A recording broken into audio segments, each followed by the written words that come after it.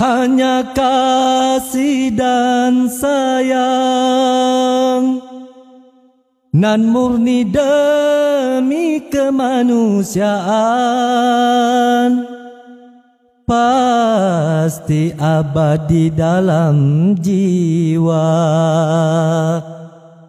takkan sirna selamanya.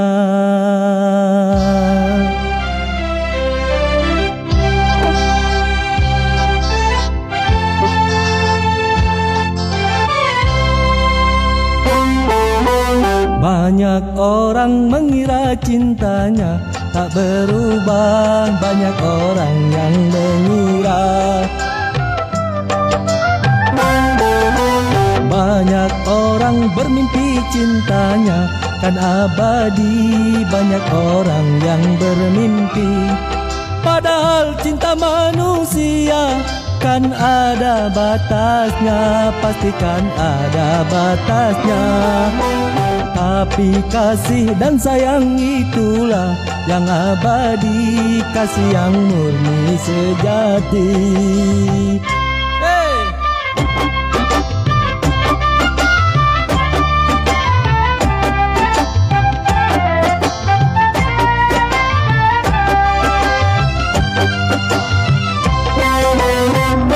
Rayu cinta memang menggila, pada awal kisah asmara. Sejuta kata, sejuta rasa menghiasi permulaan cinta.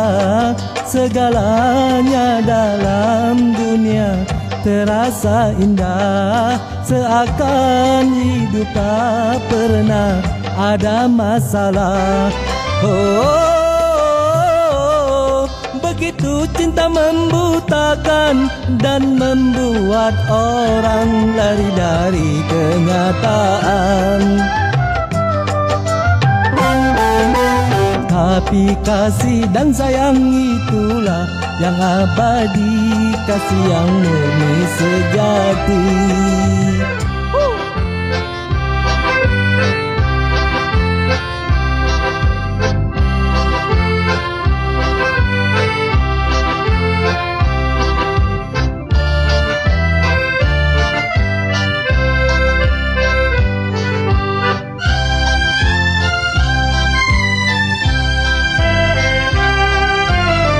Kadar cinta bisa berubah sejalan dengan perjalanan masa.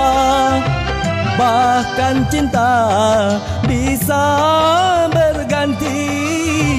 berganti dengan perasaan benci, karena berbagai janji tak ditepati, karena dihianati dan disakiti.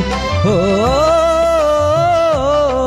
begitulah pekanya cinta terhadap segala perilaku manusia.